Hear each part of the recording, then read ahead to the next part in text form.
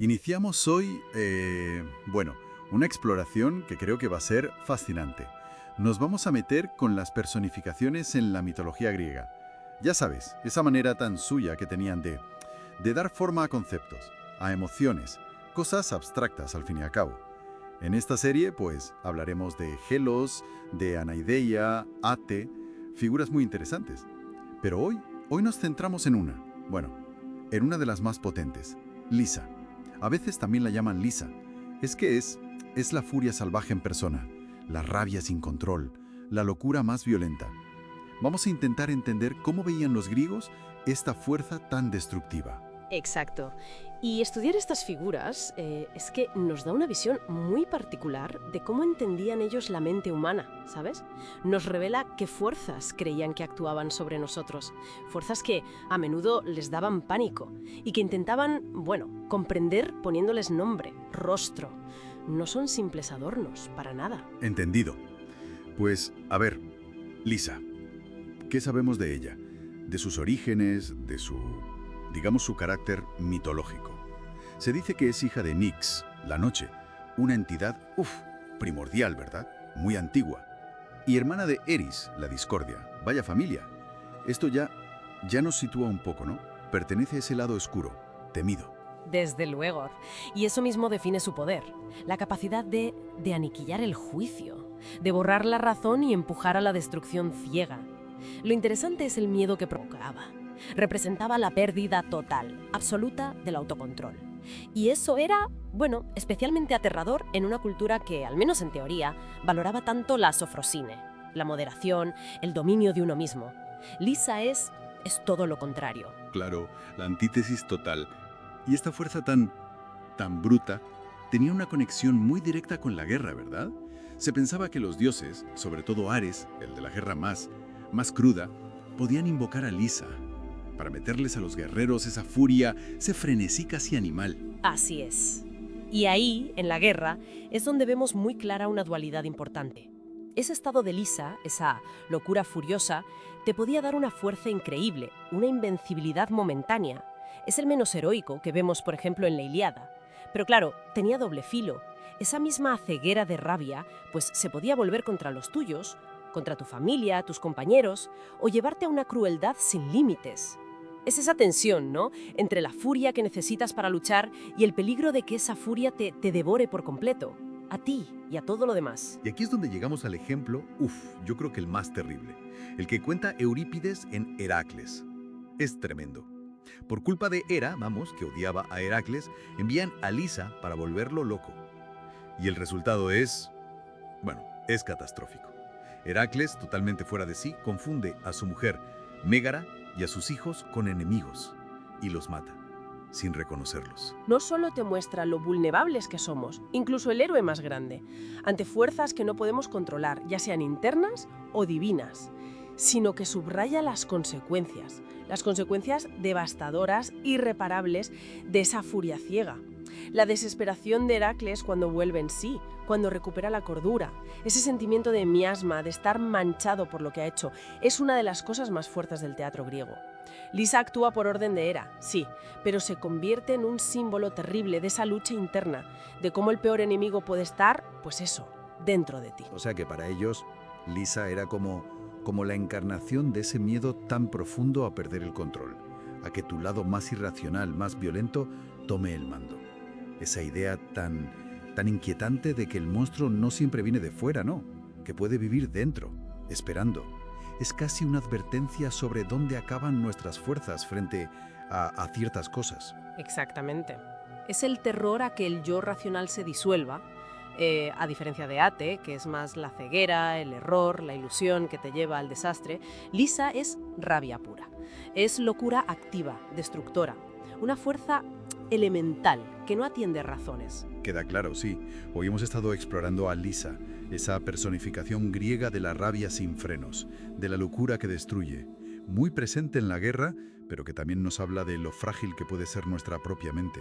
Una figura oscura, sí, pero que dice mucho. Y esto nos lleva a pensar en cómo usaban estas figuras, ¿no? Eran como herramientas para entender el mundo y entenderse a sí mismos. Les permitían ponerle nombre y cara a experiencias humanas que todos conocemos y que a veces dan miedo, como la furia que te consume. Les ayudaban a explorar los límites de lo humano y las fuerzas que sentían que les amenazaban, desde fuera y sobre todo desde dentro. Una exploración intensa, la verdad. La próxima vez, cambiamos totalmente de tercio. Nos vamos a encontrar con una figura mucho más luminosa, quizá inesperada. Helos, el espíritu de la risa. Pues nada, esperamos que esta inmersión en la mente griega a través de sus mitos siga resultando interesante.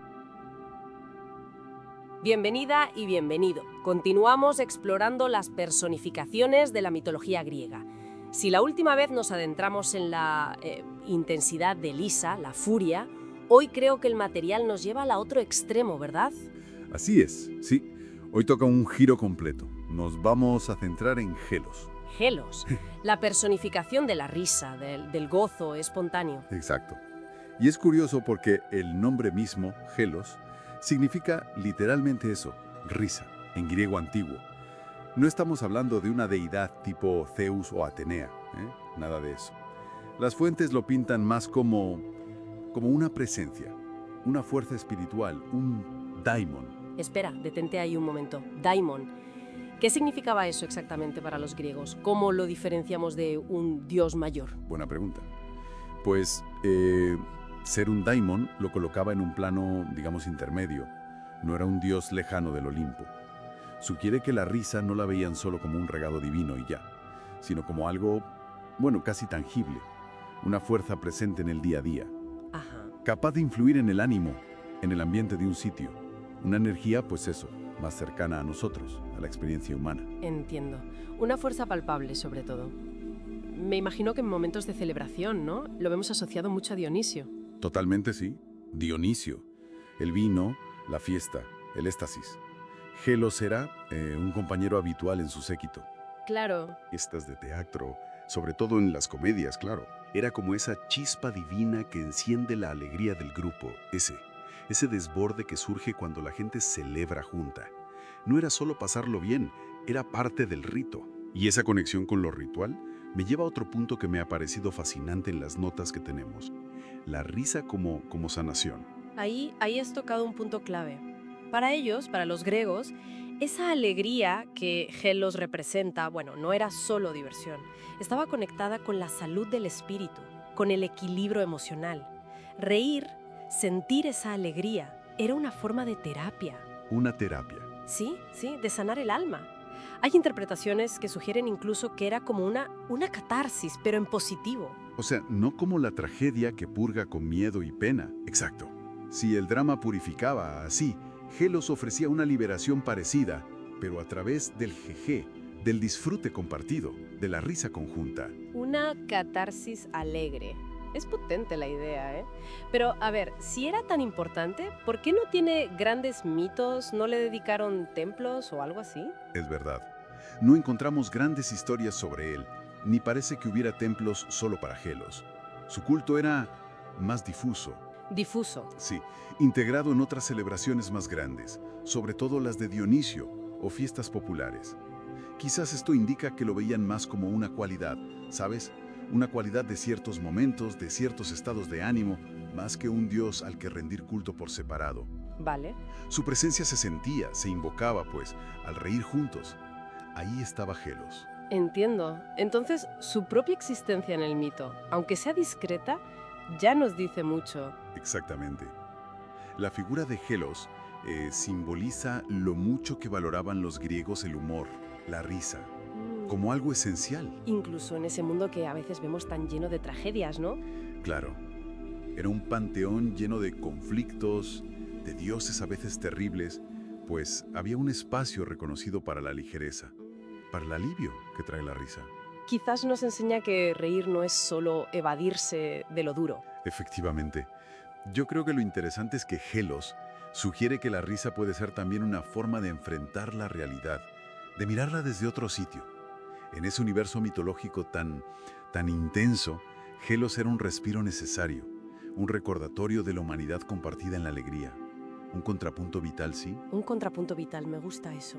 Y bueno, Desde esta mirada a la risa divina y su poder casi curativo, nuestra próxima exploración nos va a llevar a un terreno bastante más oscuro.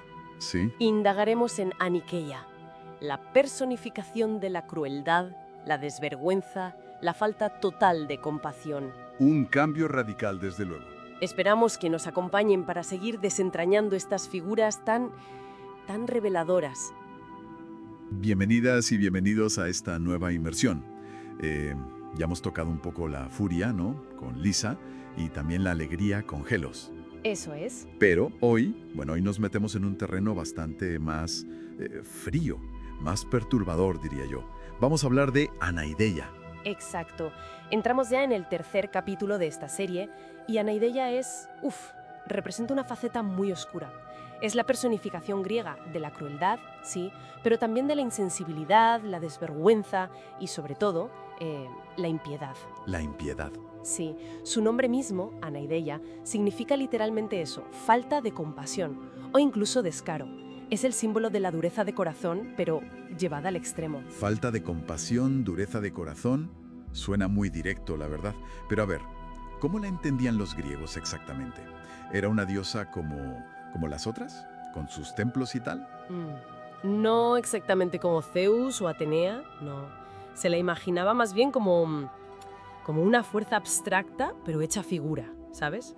Una presencia sin remordimientos. Sin remordimientos. Totalmente incapaz de sentir empatía, o sea, de conmoverse ante el dolor de otros. No era tanto una deidad a la que rendir culto, sino la personificación misma de un estado del alma. Un estado del alma. Sí, la ausencia total de piedad y el desprecio por las leyes morales, las humanas y las divinas, ¿eh? Representa esa frialdad calculadora que te permite hacer daño sin pestañear. ¿Mencionas eso, el desprecio por la ley moral? ¿Estaba sola en esto? ¿O tenía, digamos, compañía en la mitología? Rara vez iba sola, ¿no? Su compañera más habitual, casi inseparable de hecho, era Ibris. Ibris, la arrogancia, ¿no? Exacto. Ibris es la personificación de la arrogancia desmedida, la soberbia pura, ese exceso de orgullo que ciega a los mortales y les hace creerse por encima de todo. De los demás y, ojo, incluso de los dioses. Entiendo. La arrogancia que te hace sentir intocable. ¿Y cómo se juntaba eso con la crueldad de Anaideia? Pues formaban una dupla terrible. A ver, Ibris te nubla el juicio, ¿vale? Te hace sentir superior con derecho a todo. Ajá. Y es justo ahí donde entra Anaideia. Ella te da esa falta de escrúpulos que necesitas para actuar con crueldad, basándote en esa arrogancia que te ha dado Ibris. Ya veo. Imagina un tirano, ¿no?, cegado por Ibris que se cree infalible. Pues Anaideia sería esa fuerza interior que le permite ordenar una masacre sin sentido o humillar a un enemigo ya vencido sin sentir ni la más mínima compasión, ni duda moral. Claro. Juntas, pues eso, simbolizan la corrupción del espíritu. Y eso, inevitablemente, lleva a la ruina a la némesis por saltarse todos los límites éticos. Vale, pero si no era una diosa que castigara a ella misma, como dices que hace Némesis, ¿cuál era su función entonces en el pensamiento griego? ¿Era solo un concepto? Su función era muy potente, pero de otra manera, más sutil quizás. Era sobre todo una advertencia personificada. Una advertencia. Sí, como un espejo oscuro, ¿sabes? Que te reflejaba las consecuencias de endurecer el corazón. Un aviso constante, especialmente para la gente con poder, claro, sobre el peligro real de perder la humanidad. ¿Perder la humanidad? De desconectarte de la empatía, sí. De empezar a ver a los demás como objetos o instrumentos. Una advertencia, no un castigo divino directo. Eso sí que cambia la perspectiva, ¿eh? ¿Y cómo se manifestaba esa advertencia? ¿En qué situaciones se notaba la presencia de Anaideia? Pues mira, su presencia se percibía en actos muy concretos. En la brutalidad innecesaria en la guerra, por ejemplo, más allá de lo estrictamente militar. En el trato déspota a los súbditos, en el desprecio, el abuso hacia los débiles o los que pedían ayuda, los extranjeros, cualquier acto donde la compasión más básica brillara por su ausencia. O sea, que no necesitaba un templo físico. Exacto, porque su culto, por así decirlo, era la propia acción cruel e impía. Era la encarnación de esa frialdad que puede surgir cuando silencias la conciencia y la empatía. Aquí es donde la cosa se pone, yo creo, realmente interesante. Entonces, el verdadero peligro de Anadeya no era tanto una venganza de los dioses, sino como una especie de corrosión por dentro, ¿no? Una pérdida de algo esencial en la persona que comete la crueldad. Precisamente. Esa es la clave.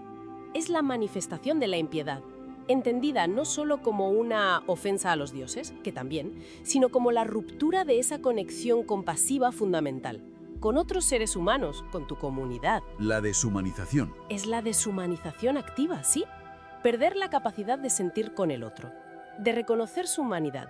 Y esa pérdida, para los griegos, ya era en sí misma una forma de ruina interior, un preludio de la caída final. Entonces, resumiendo un poco, ¿qué nos dice Anadeya hoy en día? Nos pone delante esa posibilidad, siempre presente, ¿no?, de la deshumanización, de elegir la frialdad frente a la empatía. Exactamente. Anaidea sigue siendo relevante porque personifica precisamente esa elección. Y nos deja ahí flotando una pregunta, bastante esencial, creo yo, tan válida ahora como en la antigua Grecia. Una reflexión sobre qué nos hace seres morales, en el fondo. ¿Y cuál sería esa pregunta? Pues, ¿qué sucede realmente? ¿Qué se pierde de forma irreparable cuando la piedad, la compasión, esa chispa de humanidad que compartimos, pues se extingue dentro de nosotros? Una pregunta potente para darle vuelta sin duda. Y esta idea, la de las consecuencias de la ceguera moral, de la crueldad, nos sirve de puente perfecto para nuestra próxima exploración. Así es, porque ya hemos visto la arrogancia de Ibris, la crueldad de Anaidea. Pues en nuestra siguiente inmersión vamos a analizar a Ate. Ate. Ella es la personificación del error fatal, de la confusión mental, de esa obcecación que muchas veces sigue a estos actos y que precipita la catástrofe final. Completaremos así este círculo, ¿no? Este análisis del ciclo de la transgresión y sus consecuencias devastadoras. Bienvenidas y bienvenidos. Hoy cerramos nuestro ciclo sobre personificaciones en la mitología griega. Tras la furia, la risa, la crueldad, nos queda Ate, la personificación misma del error, de la ruina. Las fuentes, nos la describen como esa fuerza detrás de las acciones un poco irreflexivas, ¿no? Las que traen consecuencias nefastas. Vamos a ver qué hay detrás. Exacto. Es que Ate es más que una diosa menor. Personifica esa fatalidad que viene del orgullo, a veces, o de una ceguera momentánea. Y afecta a todos, a dioses y a mortales. El final suele ser la destrucción. Empecemos por la historia más conocida, la de la Ilíada. Ahí es la hija mayor de Zeus, nada menos. Pero, ¿cómo acaba aquí en la tierra liándola, digamos? Ese relato es fundamental. Pues mira, la Ilíada cuenta que Hera, por su manía a Heracles, usó a Ate, la instigó para que engañara a Zeus, para que le nublara el juicio, vamos. ¿Al propio Zeus? Sí. Le hizo prometer bajo juramento que el próximo descendiente de su linaje, el que naciera ese día, reinaría sobre Micenas. Y Hera, claro, se las apañó para acelerar el parto de la esposa de Esténelo, primo de Heracles. Nació Euristeo antes. Vaya lío. O sea, usó el error personificado a Ate contra el rey de los dioses. Y la reacción de Zeus, me imagino que no fue muy tranquila. ¿Qué va? Se dio cuenta del engaño, de cómo Ate había sido utilizada y se puso furioso. Agarró a Ate por los pelos, literalmente, y la arrojó del Olimpo. Así, ¡pum! Directamente a la tierra. A la tierra, condenada a vagar entre los mortales, sembrando el caos, el error. Aunque, fíjate, es curioso, el propio poema deja caer que quizá haciendo ofrendas a Ate se podría prevenir su influencia. Como un aviso, ¿no? Cuidado con los impulsos. Interesante eso. Pero no todas las fuentes dicen que sea hija de Zeus, ¿verdad? Hesíodo tenía otra idea. Efectivamente. Hesíodo, en la Teogonía, dice que es hija de Eris. Luego hay tradiciones que intentan, juntar las dos versiones. Que si hija de Zeus y de Eris. Ya, esa dualidad ya dice mucho. Exacto. ¿Y cómo evoluciona esta figura? Porque parece que no se queda solo en ser la causa del error inicial. No. Ahí se vuelve más compleja todavía. Con el tiempo, Ate empieza a significar algo más. No solo es la equivocación, sino también la venganza por las malas acciones. El castigo justo. O sea que adquiere un papel como de justicia divina. Algo así. Su función se acerca a la de Némesis, la venganza divina, o incluso a las eriñas, las furias. Se ve mucho en las tragedias, por ejemplo en Esquilo. Un error inicial desata una cadena de consecuencias terribles, y Ate está ahí. En Roma, por cierto, tenían a Nefas, que sería un poco el equivalente. Entiendo. Entonces, Ate no es solo el tropiezo inicial, el meter la pata. Es también como la factura que te llega después. Exactamente. Refleja perfectamente esa tendencia humana al error, a la decisión precipitada de la que luego te arrepientes. Pero sobre todo, yo creo, encarna esa cosa irracional, ¿sabes? Ese impulso ciego. Y, más importante aún, las consecuencias, que a veces son irreversibles. Es un recordatorio mítico muy potente de lo frágiles que somos ante el error, ante la confusión que nosotros mismos creamos. Uf, potente, sí. Y con Ate, pues, cerramos este recorrido. Lisa, la furia, Gelos, la risa, Anaide, la crueldad y Ate, la ruina y el error, cada una a un aspecto bastante complejo de lo que somos, ¿no? Visto por los griegos. Claro, es que más que personajes son como espejos, herramientas que usaban los antiguos griegos para intentar entenderse, para ponerle nombre a esas fuerzas internas, la rabia, la alegría extraña, la desvergüenza, el error fatal, y quizás sí, intentar manejarlas. Pues sí, son reflejos de dilemas que, bueno, siguen muy presentes. Gracias por acompañarnos en esta última exploración. Quizá nos quede la reflexión sobre cómo estos mitos tan antiguos todavía nos dicen cosas, ¿no? Nos dan claves para mirarnos a nosotros mismos, a nuestros propios impulsos y a dónde nos pueden llevar.